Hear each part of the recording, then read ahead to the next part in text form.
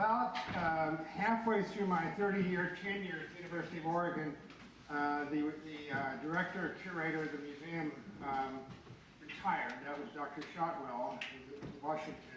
So they assigned me the museum, no extra money, just to do it, and I was the director. So in that time, about half of the last, oh gosh, it's been about 35 years. I've been retired almost 20 years now, and I've been doing that. The collection definitely grows on you, there's no question. This is the book I wrote. I'm not trying to flog it. There's a book, Oregon Fossils. I wrote this. Elizabeth and I first wrote this in 1978. I can't recommend co-writing a book with your spouse for marital bliss. I can't recommend it. But the product was good. And this book got both of my girls through the U of O in fine form, I would say. Anyway, it's interesting, but I was just looking today, and the first picture in the book is a picture of Dr. Condon standing by what they call the Condon Oak, and it's still standing there in Eugene. And in the book is just kind of the fossil record of Oregon, which is very rich, as you will see. Let's see, how many people here, anybody been in the military? Hands in the military. Okay, my wife and I were both what they call military branch or military dependents. Our fathers are both Air Force officers, and the military people, military dependents are really quite different to a lot of other people. And I'm going to try to weave some of that together when I talk about this collection, about working out some of my career. This picture, this silhouette of Dr. Condon was used in the museum for a display over some years back. And I said, I'm going to give a talk on Condon to this group and 3 or 4 other groups, a similar talk. I'll change it a little each time. But I thought, I've got to have that silhouette. Well, of course, the minute I want, they were going to throw it out. The minute I wanted it, they said, well, we'll loan it to you. So it's on it. Anyway, the vault for the museum is at the bottom of Pacific Hall, below ground level. And my custom is I go to Eugene. I live 90 miles from the university now, up by Silver Falls. And I drive down there in the afternoon. I work in the museum down in the vault, which is underground, a lot of locks and alarms. And so it's a valuable collection. And so this silhouette was stored down there in the vault. And I went in one night, and it was about 3 in the morning. It was just going in. I unlocked the door. I looked behind, and I saw this silhouette just on. Because I don't know if you know it, but Eugene is crawling with street people everywhere. And so I thought one of them had slipped in there and was standing behind me. Anyway, I got my heart going again. I had to have this. Okay, if we can. Okay, we start out here. This is Tom Wolfe. Tom Wolfe is one of those amazing authors, one of my favorite authors. He's equally adroit at fiction and nonfiction. One of his fictional books a while back was Bonfire of the Vanities. It was made into a movie with Tom Hanks. Very good book, a fantastic book. Not as good a movie, but it was good. He also did a book called The Right Stuff. It was about the 7 astronauts. So he did a book on these characters. When I was growing up in '58, these were incredible people. Courage, skill, they had it all. They're a remarkable group of people. The last one here is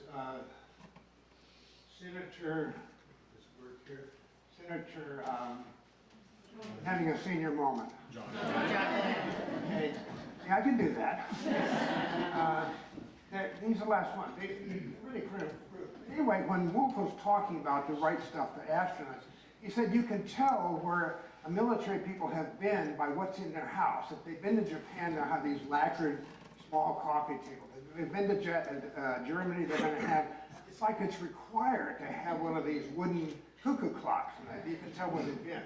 And the same thing is true, I think, of Condon. I'm going to talk about where Condon went and where he saw fossils and why he collected, beginning in New York, to work that out. But there are a lot of parallels. These guys, Wolfe made that comment. He just said that you can get a person's whole pedigree, his whole lifestyle, just by walking through their house. And you walk through the collection, you get the same thing for Thomas Condon. Okay, so peregrinations of Condon, born in 1922, I think. I was in New York. I immigrated. 33 to almost 20 years there. He was in St. Helens for a year. He had to go from parish to parish, Forest Grove, here. At this time, we're going to talk about what he saw there in a few minutes.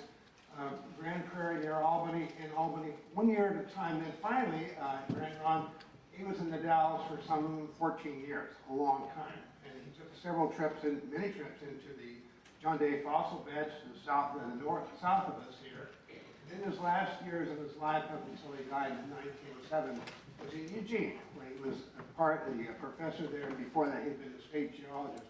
An interesting career. My career was not even the same. I spent a year as a professor when I got my doctorate in Cheney, Washington, teaching in a small college there. Then I was hired away to teach in Oregon. I was there for the last 30 years. Now I teach, I got interested in lower division teaching, and I teach in community colleges and some online work. It's not been anywhere near as interesting a lifestyle as his.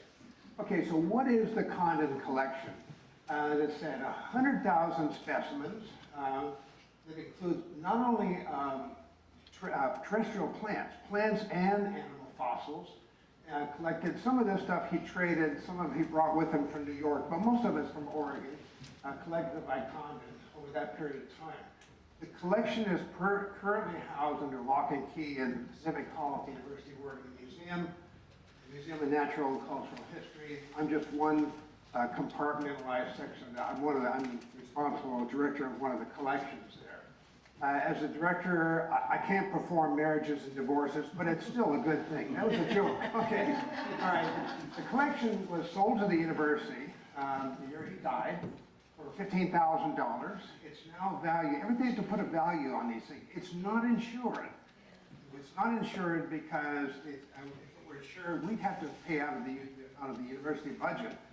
And you can't buy the collection. There's no way you can go back and get the thing. I'd be heard in the back. I'm getting a little bit of feedback. Could I get you to move your lapel mic to the other side? Okay. Wait a minute. Turn the other microphone off.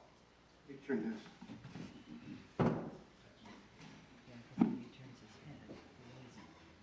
This side over Is the here. other microphone on? Is the front one on? Because it could be feedback between the two. No, it's just, he needs to be on the left side because he's turned his head away from it. Turn this one. Is that better? Can you hear me in the back? Oh, you have to turn it back on. Did you turn it back on?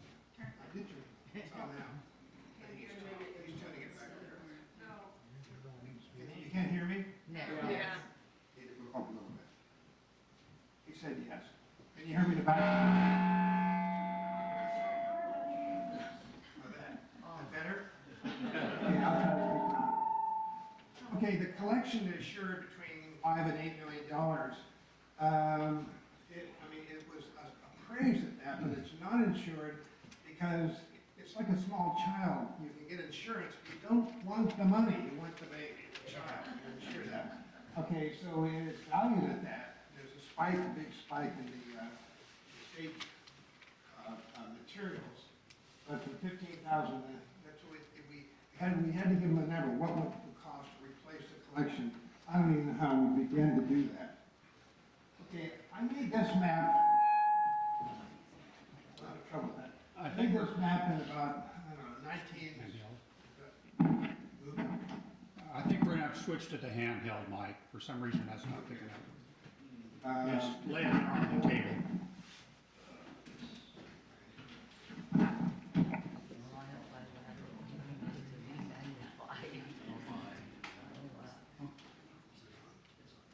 you hear me now? He's going to tune it. How about now? Okay, all right. Thanks for your patience, okay. Anyway, my wife and I wrote a bibliography of all the Oregon fossils that have ever been described or collected or published on. And we had dots on a map, and so we made a contour map. And so the areas that are in red here, like the John Day fossil bed or the Willamette Valley, high frequency of fossils, more fossils. You're not walking on the things, but they're high frequency.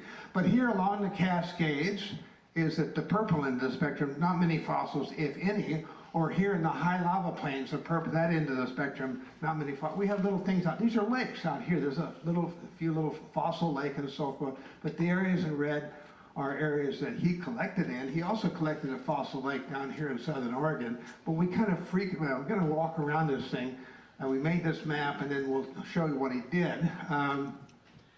When he began to collect, he started, his first jobs were in that Willamette Valley. So up here, he began to collect in the Willamette Valley. Here he's collecting Ice Age fossils, maybe a few tens of thousands during the last Ice Age.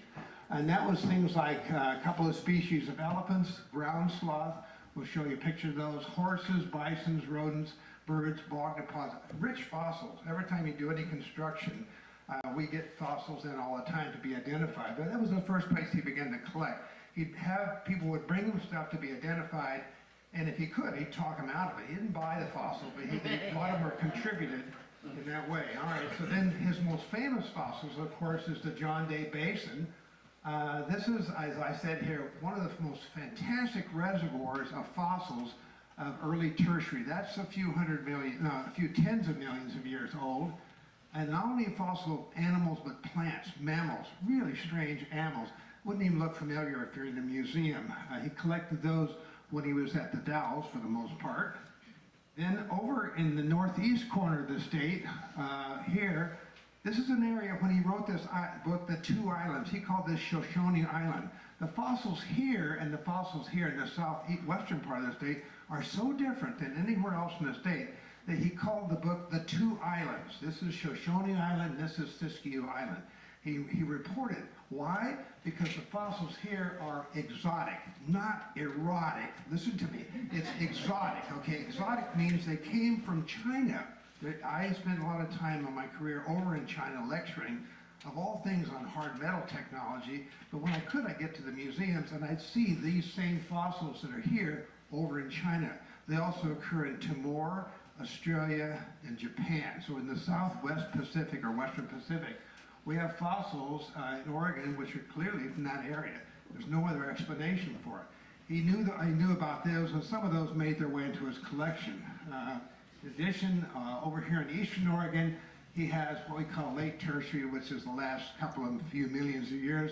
So if we have early, middle tertiary here, and late tertiary, he's got a complete record. He has the entire book, and that's what this book, Oregon Fossils, talks about, is that the record, it's a book with no pages missing. Really quite remarkable.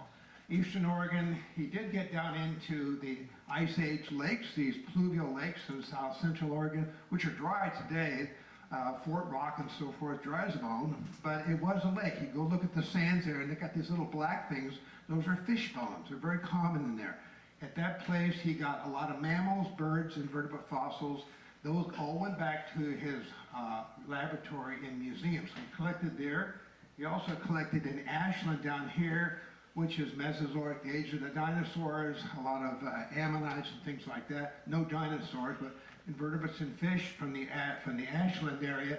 And then finally, back down in the southeast western part of the state, again, exotic fossils, something that you expect to see in China, Timor, Japan, Australia, something like that, not in North America. The only fossil dinosaur we have in the whole state is the sacrum, the rear backbone, the kind of glued together backbone pieces of a duck-billed dinosaur, and it's just in the southwestern corner of the state. One dinosaur, it's the right age. In any case, and then finally, when he was at Eugene, he'd spend his summers over on the coast in the area of Newport and Nye Beach and so forth. There he collected marine fossils, saltwater, not only sharks, seals, sea lions, birds, and vertebrates, everything. He collected a lot of fossils there, and they all worked their way into his collection. So he kind of worked his way around the state depending on where he was. The last years of his life, he was at Eugene, so he has a lot of material here from the coast, and then he, of course, he collected prodigious amounts of fossils from the John Day beds, but he kind of worked the entire state. And he didn't fool around. He wasn't that kind of a geologist. Didn't fool around. I don't either. In the Cascades or in the high lava plains, I've written books about it. I've written a book, Geology of Oregon, where I talk about it, but I certainly don't do field work there. My passion is paleontology. Okay, so we'll talk about, well, this was kind of esoteric. We're going to talk about some of these aspects all the things that we do with fossils now, where was Condon with that? How could we, and we can find that out by looking at his collection itself. We're going to look at a thing called Cuvier's law. Frenchman has a kind of a rule. We'll look at that. We'll talk about that. We're going to look at ontogenet series. There's a thing, we'll talk about animals who molt or shed their skin, like a crab. And this thing, taphonomy, niche and habitat. We'll kind of look at all these aspects, way that, and I know that a lot of words are new, but we'll kind of look at these and say, well, what did Condon think and what do we think now? All right, so we look at these. One of the things that happened in the 1920s was it was the wisdom of the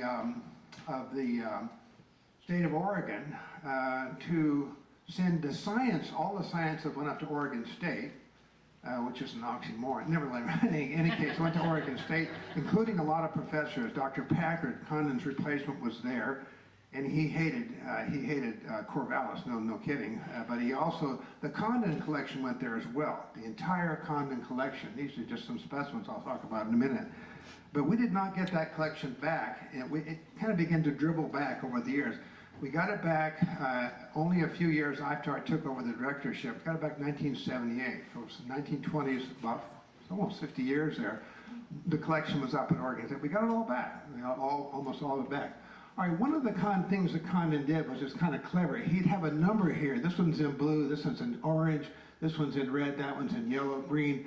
The color indicates the age he thought it was. So the Mesozoic, the age of the dinosaurs, would be in green here. Something really old, Paleozoic, would be in blue. And that was his, these are my museum numbers, but the number. So when we were getting the fossils back from Oregon State, all we had to do was look for fossils that had a colored number.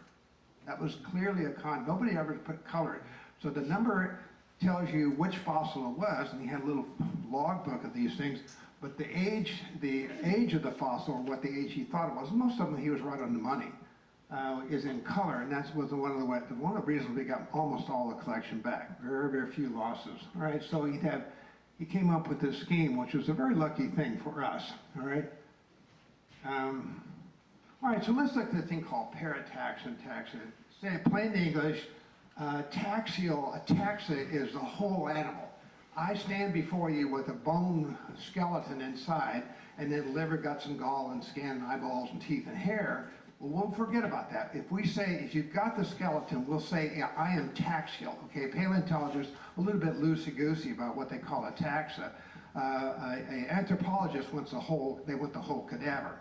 But my skeleton would be called taxial. A piece of my skeleton is called parataxia. A fingerprint, a fingernail, a chunk of skin or something like that. So parataxia is a piece of the fossil. Most of the fossils we collect are parataxa. We almost never get an entire fossil. We never get the flesh unless it's been mummified or frozen. So almost all fossils are parataxa, but taxa is really remarkable. A few of his collections specimens were taxial. These little button-shaped things here is a thing called a crinoid, and it's like your backbone, and they're about the size, you can see the inch scale, they're about the size of buttons. Some of them are small, some of them are larger. This is a little animal related to a sea urchin or starfish, and it has a kind of a cup on the top, and it kind of sits in the bottom of waves. The column that the thing sits on are these little columns. So when the animal dies, it falls to the bottom, and then this whole thing is disarticulated and kind of scattered about by the waves. So what you usually find of a crinoid is just these little buttons. These were found, a lot of these are found in the south. I took my baccalaureate at the University of Oklahoma. And when you make money, when you use something for money, you want something that's not easy to get. You don't want something that you can counterfeit easily. So the Native Americans would get these fossil crinoids. These are extinct today. They're gone. These are about 400 million years old. So they would take those and they would weave, they would be engraved. You'd find they'd be in bracelets and necklaces and so forth. But you don't have the whole animal. If you want to look at the whole animal, this is a whole animal. Now I got that cup there, and there's that column. The little buttons are all kind of stacked up. When this thing is scattered by the waves, the whole thing would be taxial. That's the whole affair, and he's rooted to the bottom.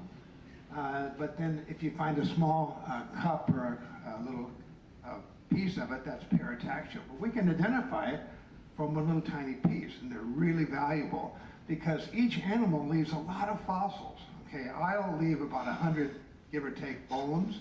and the bones will all be definitely human, I think. My wife would disagree, but we will go there. In any case, if we look at the fossil here, this is a little crinoid, but they're not button-shaped, they're shaped like stars, okay? The little thing called pentacrinus. These are those same columns at first, but instead of being button-shaped, it's star-shaped. And this is what we call a guide fossil. How many of you saw Jurassic Park, the movie? Okay, Jurassic is about 180 million years ago. So this is the Jurassic period where the dinosaurs were out boogalooing around.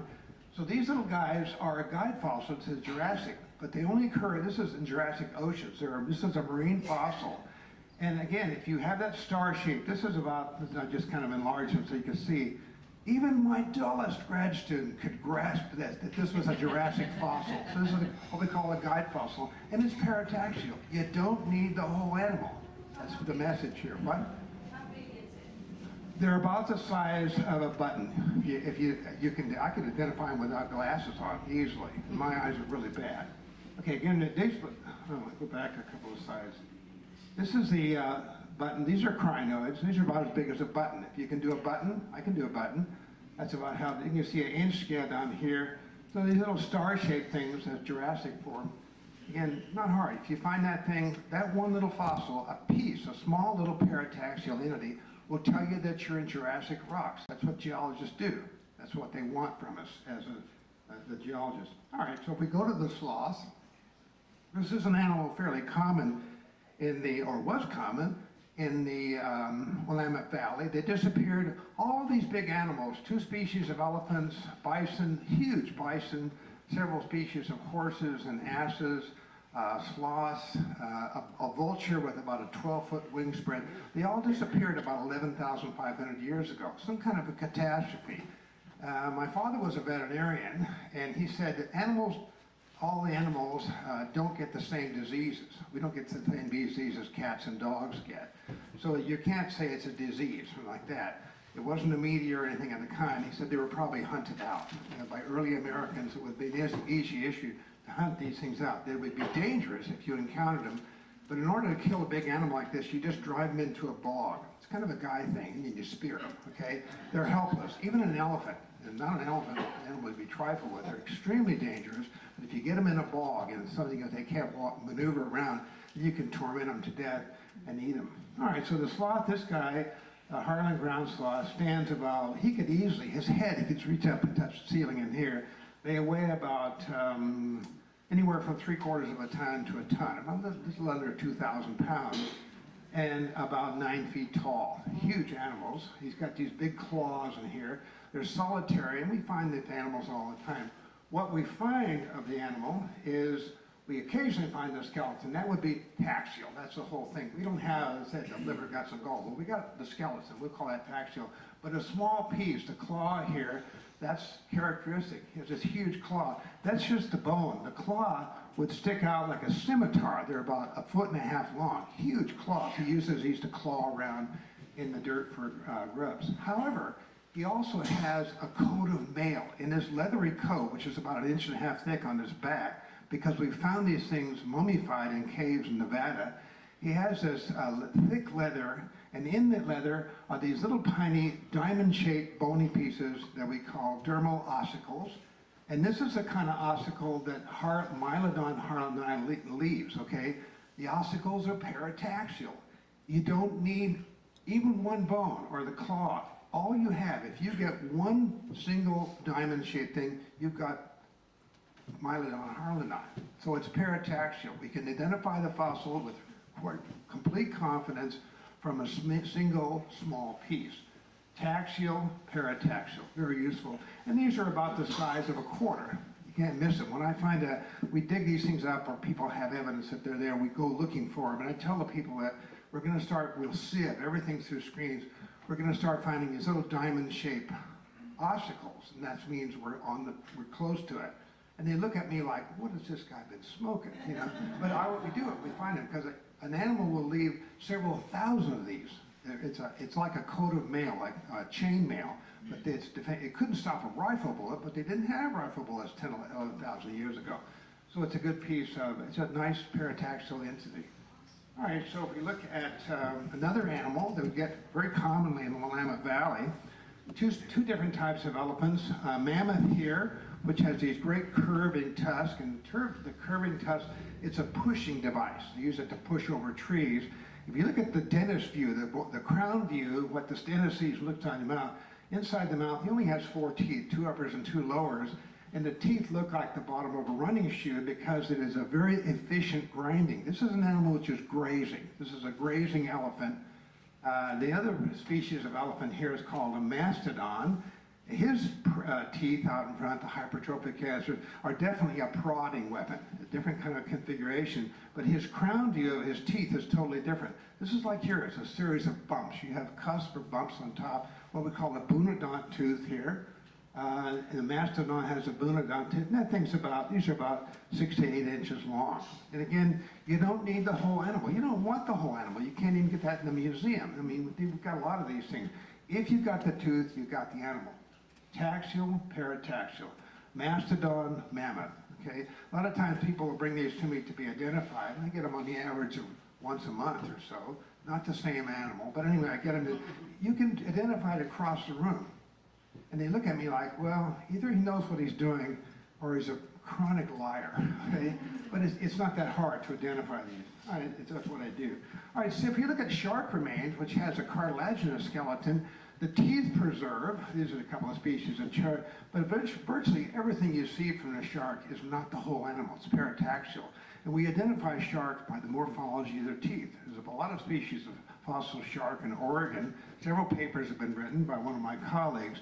But again, we don't fool with the rest of it. Sometimes we'll get one of the backbone centra if we're lucky, but their ribs are all cartilaginous. It's supported by water. So virtually everything you see from sharks, and they're getting pretty ubiquitous, is parataxial. We can identify these with some confidence. All right, so we have this thing called Cuvier's law. If you look at they've got this little tooth here from the John Day Formation, and that tooth is about the diameter, if you have a 2H lead pencil, not a little thin lead, not a mechanical, maybe a couple, 3 millimeters across. I'll tell you, these teeth, that's the crown view, and his teeth are like yours, they're bunodont. Your teeth are designed for an omnivorous habit. So his teeth are bunodont, there's a low cusp. They began to find these things, but never found the animal, but they said those look like tarsier teeth. And so the only primate we have is this little guy here. They took the tooth, and this Frenchman, Cuvier, said, he was of the idea that you could identify, you could put an animal together, if you could see their digits and their teeth, their either legs or arms and their teeth, you could kind of reconstruct the rest of the whole animal, which is a high-risk operation. So we did that. They got this guy, and they said, well, it looks like, this is what he may have looked like. All we have is the teeth, and I'm pretty sure it's a tarsier, at least looks like it to me. This guy has got a name, a generic name, which is, in Sioux, I'm not going to try to pronounce it. It starts with EKGJ. It's a real complicated word. What it means, the word means in Latin is a small cat that looks like a man. Okay? Apparently, an Indian saw one of these on the frontier back in the 1800s. One of the soldiers had a monkey. Okay? And they'd never seen a primate like that. Indians, they called, that's what they described it. The Indian word means a small cat that looks like a man. So they use that, they use that for the genus here, for this, it's not really a monkey, it is a primate, or primatoid, tarsier, but we use Cuvier's. Cuvier's law basically says, I'm a human from head to foot. Everything about me, the digits, the mouth, the brain, it's all human. You can reconstruct, if you get a little bit of the part, you can reconstruct the entire taxial entity, just from a parataxa. Okay, so we go here to look at a dinosaur. Look at a Tyrannosaurus here with the claws, with his hind legs, and that row of teeth. You know what he's up to. He's a carnivore. Everything he has, this tells you that he's a predator. From the head to the toe, he's a carnivore. Then we get an herbivore here. This is a state fossil for Colorado, a stegosaur, a juvenile and adult, a little harmless, probably herding animals. But again, he is probably a herbivore from head to foot. He doesn't have claws. He has teeth and so forth. So Cuvier would reconstruct these animals. I mean, you can make a pretty good educated guess. That's Cuvier's law. To figure out what an animal is just from a piece, because that's usually all we have to work with. Okay, then we go to this guy, which was not a common fossil, but they did occur, and Condon did collect these things. It's an animal called a calicothere, and it looks like about the size of a large male draft horse, if you know how that big Percheron horse is. And it looks like well, I think it looks like a horse on steroids or something. It is related pretty closely to horses, a rhino, and tapir. Well, when they found these things, they just found part of the skull, and then we found a few rib bones, because they're usually chewed up by their animals. But they didn't find the feet for a long time. No problem. The Cuvier, people of the Cuvier persuasion said, well, we know it's a herbivore here. We know about it. We know it's related to a horse or a rhino, so we're going to give them a rhino-like tooth, okay? So when they reconstructed this thing, they didn't have the feet, but they just kind of faked in the teeth, all right? So the 3 toes, because horses have, horses have either 1, 3, or 5 toes, odd-toed ungulates. They put them together. The more timid paleontologists, less intrepid, they would have the animal reconstructed strategically standing in 4 clumps of grass so you couldn't see the digits, or they'd have piles of manure. Each foot would be planted in one of these steaming piles of manure, okay? All right, so when they went, they did find a whole skeleton. When they found the tacks of the whole thing, unfortunately, they found out that it has these great claws, or as my grandson would say, great ginormous claws, okay? The skeleton and these claws. Well, what is this herbivore doing with these big claws? Probably like that sloth we saw a couple minutes ago. He's digging out roots like camas or something like that, which are really nutritious. But this is an example, again, where Cuvier's law kind of went awry, in effect. But we do have these principles we use, and Condon himself used these things.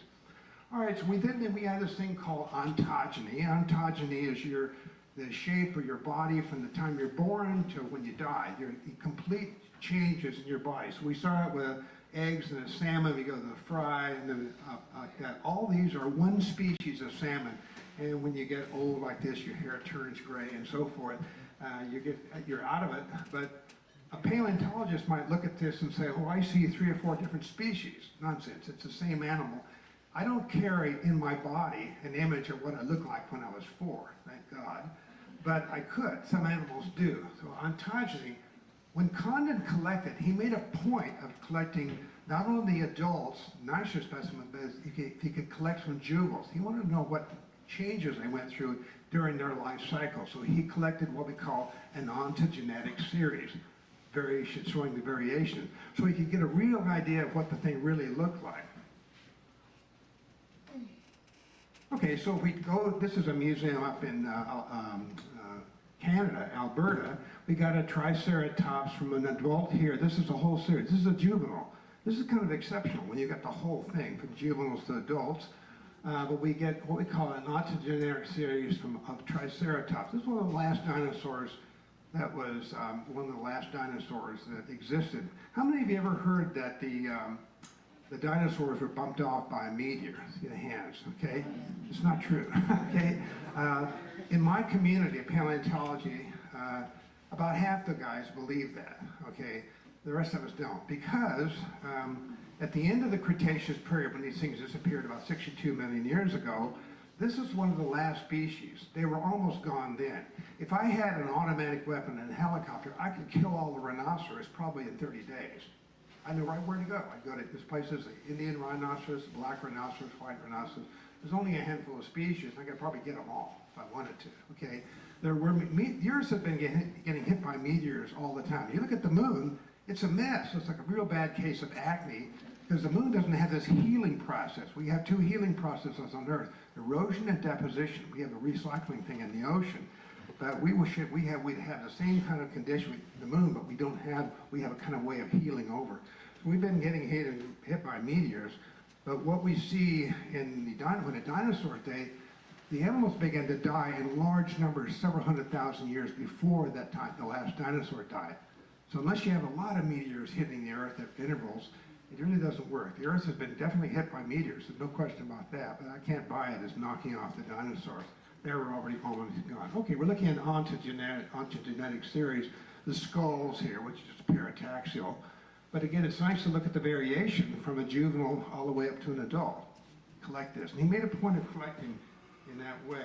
All right, if you look at some animals, like this guy up here, or this scallop. How many of you remember who Ammon Bundy was? See some hands? Some of you know. This is the guy that took over the thing at Nelhurst Station, okay? Ammon, A-M-M-O-N. The word Ammonite, this is an ammonite, okay? It's a mollusk, like an octopus with a coiled shell. The Ammonites in the Bible worship the ram, which has a coiled horn. Are you with me? Yeah. Okay, so the replication here, this is not a ram, this is a mollusk, but they said in the Bible, the Ammonites, so Ammon Bundy is from a religious family, nothing mysterious about that. So the Ammonites here, if you want to see what a baby Ammonite looks like, early in ontogeny, you just look in the middle. He carries a record right on his back. It's a complete record. It's like having a super set of pictures of your baby pictures all the way back till today, okay? The same thing with this guy up here. If you want to see a juvenile scallop, you just look right here at the bottom of the thing. He's growing outward, okay? Now, the interesting thing about animals that carry a record on their shell, if they're living in the ocean, they feel when the tide comes in, they begin to grow a little bit, very, very small amount, but they begin to grow. And they get a daily cycle, tides in and out, daily cycle. So how many days are in the year? Work with me here. 365.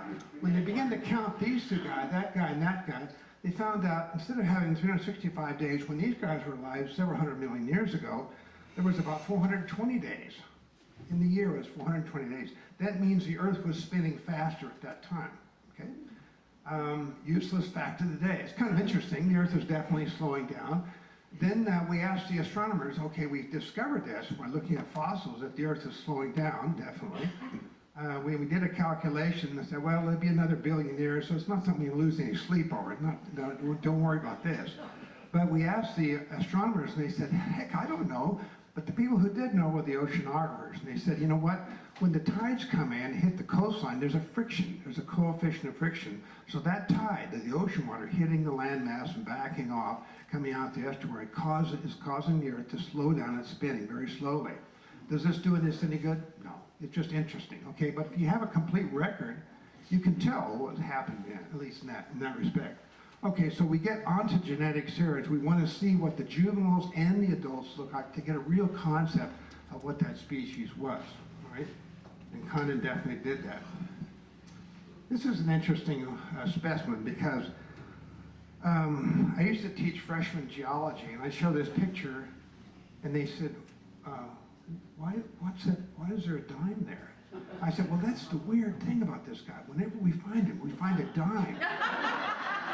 And that guy wrote it down. Anyway, I love undergraduates. I tell my wife, the day I can't outwit an undergraduate, I'm going to retire. All right, so this guy has got he's inside of a concretion, he's a whole skeleton. But the trick about these guys, they don't have an endoskeleton like we have, internal skeletons, you and I.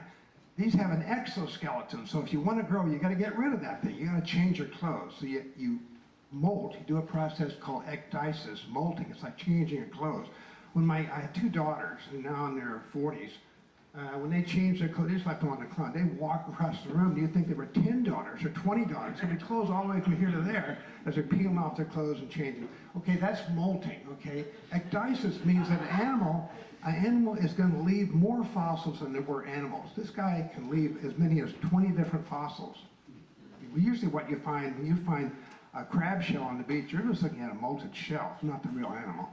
Okay, so he had rigid skeleton. If he wants to grow, the carapace has to be peeled off, and as they grow. All right, so Condon had some trilobites. Until about 5 years ago, we didn't have trilobites. We didn't know they existed in Oregon. We had the right age fossils, but now we have trilobite fossils, and I chronicle that in the book. But it's a kind of a groveling little animal, about as big as my palm, my hand, but he's got a series of flexible segments on his body. Every time it adds a segment, the juveniles have one segment. Every time it adds a segment, they peel off the old shell. They do ecdysis. So one animal, these guys, these have been laborers. They worked out on the rock by somebody. They're old. These are several hundred million years old. he can leave anywhere from 40 to 20 different fossils. And each one, you can identify them from the molted off skin, okay? Condon knew that. He knew that crabs left more shit. He knew enough about biology to know that most of the fossils they were looking at are things like crabs. Anything with an exoskeleton, you're looking at a molted skin, not the real thing. But occasionally they find a whole one. All right, so trilobites.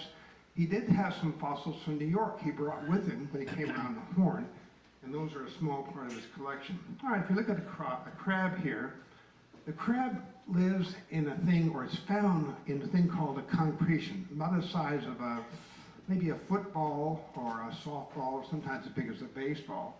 And it's an interesting situation, because when the crab dies and it's buried, it's whole, but the crab shell itself has a chemistry that attracts any kind of minerals that are growing through, mostly calcium carbonate. So as the crab's sitting there over the years in this wet sediment, anything close to him becomes glued. So he kind of gets a casket built around him after he's been buried. We call that process, it creates this thing called a concretion. And they're so perfect. I can distinguish between, that's a broad, this has an abdominal flap, this is a girl, this is a female, that's a male, the same species. That specimen right there, that's a fossil. That's about a 8 million year old fossil. And that specimen was for sale. I don't know if sounds going to buy it, $3,500. I'm in the wrong business. Okay, this is a beach that shows crab shells. Everything you see there. If you pick up something on the beach, these are all peeled off old shells. There's just a handful of crabs that can leave a lot of shell behind. Dice, it's a great thing because it means there's more fossils than we can shake a stick at because these things all peel off. Here. All right, so the concretion is built around the crab after it's buried. In that process, the things that happen to the remains of an organism after it's buried in the ground and until it's discovered by somebody looking at fossils is called taphonomy. What all the things? It can be dissolved. It can be destroyed by a volcano. It can be shattered by an earthquake. But in this case, it can also have a kind of a little tomb built around it by this process we call making a concretion. Little fossil crab here. And it's only about 2 inches across, kind of a nice thing. The history of the fossil from death to burial and discovery, the whole history. After that, so the story doesn't start, the story doesn't stop when the animal dies. For me, that's when it starts. I want to know what happened to it, and I want the remains. All right, if you look at the camel here, this has actually undergone a taphonomic beating. It's been scavenged. That's happened after the camel died, presumably, unless it was killed by something. But again, Condon, when he was collecting vertebrate fossils, he took pains to note any evidence of wear or predation. Did they show wear from a beach or a stream?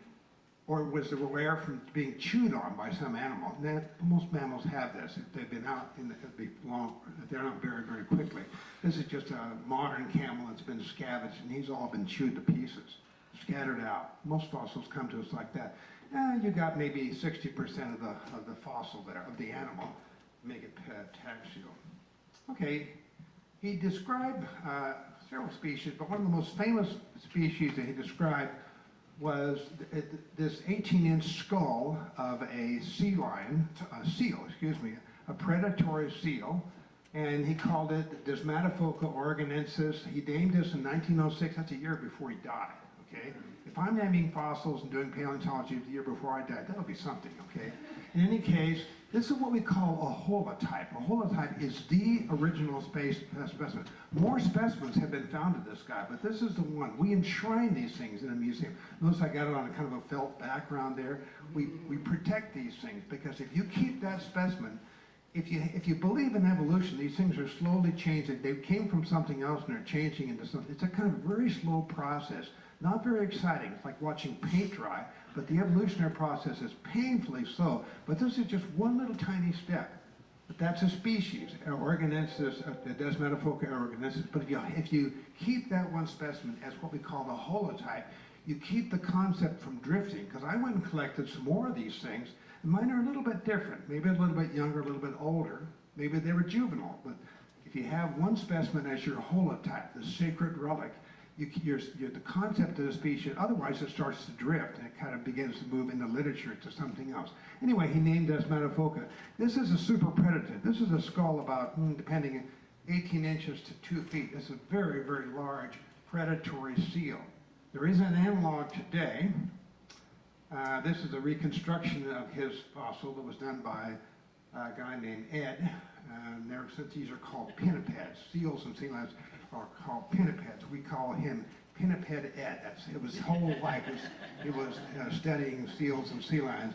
But it's a very large, what we call a super predator, large animal. We have an analog in the Antarctic here. It's a super predator, a leopard seal. People I know that dive under the ice, oceanographers, colleagues of mine at Oregon State that go dive. This is the only animal. They never worry about sharks. This is the animal they worried about because it's a mammal. It's very extremely dangerous. And the skull of this thing is a 2-foot long skull. This is a very large animal. So we got a super predator here, and Condon was lucky enough to find one of these things and name it from the coast. There's been more specimens have been found since, but they're not common. So the super predator here, the main picture of it here, okay? Now, I don't know if this has been photoshopped or not. I don't really care. It's kind of interesting. It's the scale. One of the main items of diet of these super predators of that leopard seal is penguins. There's several species in the South Pole. This adds it right at the top of the food pyramid. This is a super predator. Kind of remarkable. All right, we have these two words, niche and habitat. Habitat is where you live. Where you live. You live in the Dalles. A niche is your profession, okay?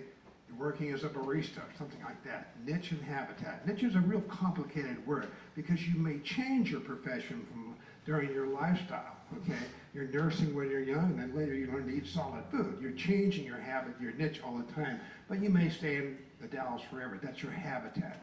Okay, so Condon's interpretation of the John Day fossil beds was that it was a tropical savanna. That's still what we still think. How he put that together. Pretty remarkable. Floodplain on the tropical savanna, the plants and everything says that it's almost something like you'd see in the African veldt. Very good. And he came up, he was right, spot on in his analysis of the John Day habitat. How many of you here have been to the John Day fossil beds? Definitely worth the trip. Very definitely worth the trip. Okay, so we have what we call trophic structures, and trophic just means where do you fit in the food chain? So we got a predator here and we got prey. This is a real simple trophic system, one animal preying upon another, and that's common. I spent a year in Africa in 1973 when you were having the gasoline crisis. Remember that? Yeah. You couldn't get gas. I was in Africa with the family doing a job down there. And when I came back, when I was there, I bought a zebra skin. Okay, and these things are like rats. They're all over the place. They feed them to the lions. They got these lions parks, and they feed them. It's like an animal. They're considered kind of a pest. Think about probably a rodent or a rat or something like that. Maybe a pigeon. They're really common. Well, I got this thing back to Eugene, and I had it on my. It's huge. This big skin of a zebra, and I went, "Oh my gosh, it's an endangered species." No, it's not endangered, but it's kind of they're beautiful to look at. In any case, we got a predator. Very simple trophic scheme here: predator and prey.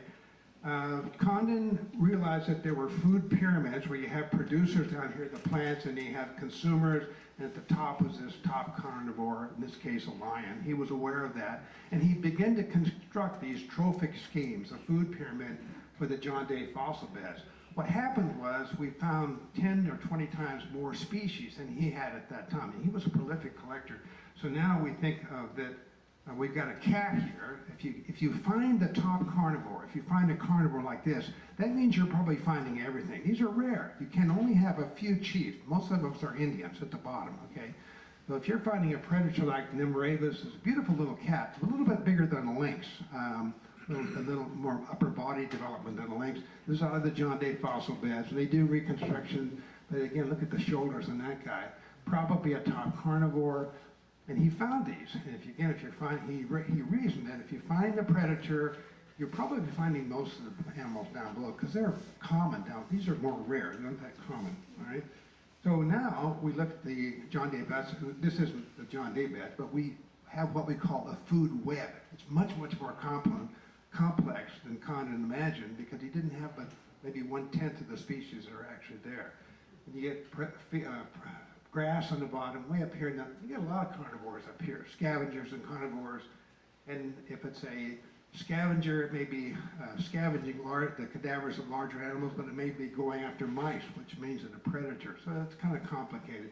So you get everything, these little things, when you're feeding on something, you put a line in there, it becomes what we call now a food web. So the sophistication of trophic schemes has gone exponential since Condon, but he did begin to make some trophic schemes of his own. All right, let's talk about invertebrates for a minute. Clams and snails. This is a little Eocene clam. And what were the Eisenhower years? Okay, if I said the Eisenhower years, okay, it was the first, I didn't get to vote for him, but it could have. My daughters, once when they were little, came home, they'd been talking about, in school, Lincoln. And they said, did you vote for Lincoln? And I stopped and I thought, I said, I don't think I did. He said, you didn't vote for Johnson? Never mind. Anyway, so when I say the word Eocene, to me, that means 50 MYA, million years ago, MYA, okay? So we got a clam here called Venericardium hornii, which is what we call a guide fossil. It tells us the age. Remember the guide fossil we had to the Jurassic, Pantocrinus, a little star-shaped thing? A little more subtle, but this is a pen and ink drawing done in 1885 by White. I thought it was fine. All right, anyway, this guy, Venericardium, is what we call a guide fossil to the Eocene, not the Jurassic, but to the Eocene. He's about the biggest of palm of your hand, all right? Condon found the literature with this. He had these things, but when he found the literature in 1885, he knew that he had Eocene rocks are common over in the valley, in the Coast Range, but he didn't know they were there until he found fossils he found a guide fossil. He found this guy as a guide fossil, this kind of pinned down. So when you use fossils to get the age, we call that biostratigraphy. I'm not going to give an exam. You can relax, but it's a whole field. Most geologists who practice paleontology like myself, we're in it for the money. We are professionals, and what the geologists wanted from me was just the age of the rock. If I could tell them if it was the Eocene, they were thrilled. Question? Do fossil people and biology people use some of the same names? Yeah, the same names. Like, Yeah. you think of trees and rings. Yeah, they do. They might use that same tech. Yeah, they do. Okay. Okay, so we've got a guide fossil here to the Eocene. This is, Condon finally could pin this down. He had this suite of rocks. He didn't know the age of them, but now he knew they were Eocene. It turns out we got a lot of Eocene rocks in Oregon. That was the way he first knew. All right, let's look at some other guide fossils. This is another little clam. A guy from the 100 million years old rocks down by Ashland, what we call the age of dinosaurs. It's a little clam called Trigonia. And this is another guide fossil. This does not occur in Eocene. That's too young. It doesn't occur in Jurassic because it's in between. So this is another guide fossil to 100 million year old rocks and by that time, what we call the Cretaceous period. He was using these guide fossils to identify the rocks or the age date the rocks in the Ashland area. All right, if we look at a better specimen of Trigonia, we look at this, it has a kind of a shape to it. You can see the shape, it's a clam. But if you go see a good specimen, he has this is the outside, this is the inside. The teeth here, the hinge on the clam is very distinctive. We thought this guy went extinct with the dinosaurs. He didn't. He was hiding out in the Great Barrier Reef like a Nazi in Argentina, okay? And because we thought it was extinct. We thought that the genus was extinct. This species is extinct, but the genus went on. This is a modern form of Trigonia. So this thing turns up, literally a living fossil. He was hiding there. We just never knew he was there. When we found it, it's kind of exciting. It's like seeing a dinosaur alive. But it didn't mess up the stratigraphy. I could still use this guy up here to pick out Cretaceous rocks. We know that this one is a modern one. All right, so Trigonia gets through. It's through, but this is not a guide fossil. This is a modern living extant clam. About as big as your fingernail, but there's no question it is a Trigonia. All right, so sometimes we have things that kind of make it through the geologic record. That's something a Condon was kind of interested in. Let's go back to Venericardium. This is the one we had a picture. I had a sketch of it a minute ago. This is a thick shell clam. The shell in this turkey is about a ½ an inch thick.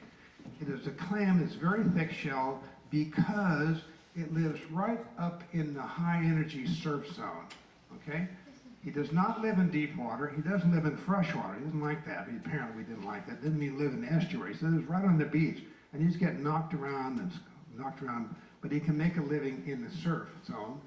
So because it tells us not only the age, it's a guide fossil, but it's also what we call a facies fossil. If you find Venericardium, you know two things. You know it's Eocene, you know it's 50 million years old, but you also know that you were on the beach. You're standing on the beach where it's collected. You weren't in deep water, and you're certainly not in fresh water. So it's what we call a facies fossil, a pretty neat fossil. A lot of information from one little tiny clam. Well, actually, it's about as big as my palm, Venericardium. It is a marker, an age marker, but it also is what we call a facies fossil, right? And Condon recognized a lot that this was probably, look at the shell of this thing, ½ inch, ¾ inch thick. This is a rough and tough guy. Deep water forms look like this. Oh, look like this. Okay, now get the same picture we had before. I know you're getting tired of it. If you take this guy, Venericardium hornii, and he's found all along where I got this red line here, you just make a plot of where they're found, connect the dots, and you're drawing a shoreline. That's where the shoreline. This is the ocean, this is where the land was. At that time, the land was right up against the eastern side of the Willamette Valley. The shoreline was right through there. So the ocean has kind of dropped back. It's gone several hundred miles to the west now.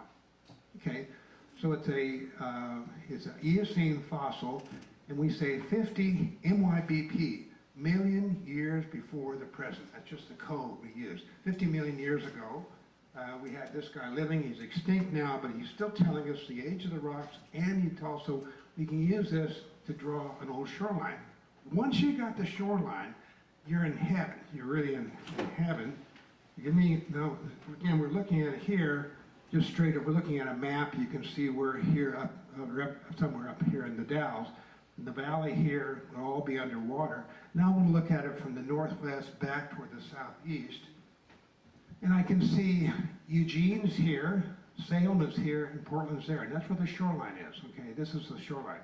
Okay, once you have the shoreline, then you can start filling in the deep water and shallow water parts. And you begin to construct a map of what the ocean looked like, the shoreline looked like at that time. And again, the coast range was underwater. Most of the Willamette Valley, right up against the Cascades, was underwater at that time because we find that clam all along this red line up in here. You just plot make a record when we find it, and then connect the dots. Okay, we can construct an ocean setting from these facies fossils. Kind of a handy thing. A lot of information from one little clam. Now, if you want to go offshore, look at the animals out there. The clams out there, the deep water clams living on the bottom, tend to be, you can read a newspaper. They're so thin. They're really thin-shelled. There's no waves out there in the bottom of the ocean, 10, 12, 13,000 feet of water. It's very calm. It's not much to eat either. The swimming animals might look like this guy. This is a modern one, but this is a guy, it's a squid that has an endoskeleton of a mineral called aragonite, little torpedoes, look like rifle bullets. And they can be anywhere from 22 caliber size up to a 40 millimeter shell. But most of these are about as big around as a pencil. Again, that's not the whole animal, that's a parataxial, but I know what that is. That's a little thing, a swimming mollusk, what we call a belemnite, and so, but it tells me the age of the rock, but it also tells me you're in pretty deep water, not in shallow water. So we use a lot of clams and shells to get the age of the rock, and also we want to know about the environment. The geologist wants to know, was I at the sand? Because what they're looking for, what the geologist, the oil geologist, is lusting after, L-U-S-T. What they're after is sand, because that's where sand and reefs is where the oil is. They don't want deep water, they don't want fresh water, they want sands. Okay, an Oreodon. This is a specimen that Condon collected, the colored numbers on the other side. He collected it in pieces, it was in fragments, cleaned the pieces off and glued them back together again. Made this little picture. It's been kind of squashed sideways a little bit, but it's an Oreodon. It's a hoofed mammal like a horse or a camel or a goat or a sheep. Those are all hoof mammals, it's an ungulate. And this is probably the most common animal in the John Day Formation. Is a group of animals we call the Oreodonts. Right? Look at these things. This is the sort of creature only a mother could love. There's something else. About as big. Some of them are pretty good size. Some of them are big as a horse. Most of them are about the size of a sheep or a goat, something like that. And we've done reconstructions of these things.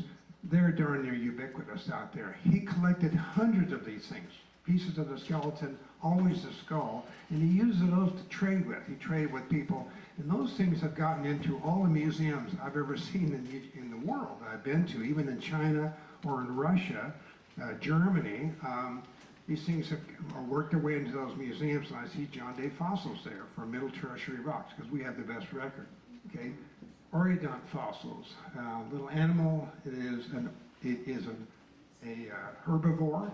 It has a grinding tooth. It ate was a browsing herbivore, probably like a diet not unlike a goat, not something like a horse or something like that, but the teeth tell the story. All right, one of the interesting things about Oreodonts is that they have a diversity. When a new animal appears on the scene, nature has a way of trying out all kinds of things. You think about camels. We got lots of species of camels today. Got llamas, one-hump camels, two-hump camels. There's lots of species of camels in the world. It's like nature tries all these out. Some of them work, some of them don't. But the Oreodonts went through a whole spate of diversity. And this is a little guy, American down the clovered side. This is a skull and the head. But the diversity of these in the fossil record is as much as, there's several species. Rhinos were much more common than they are today. There's only 3 or 4 species today. But camels and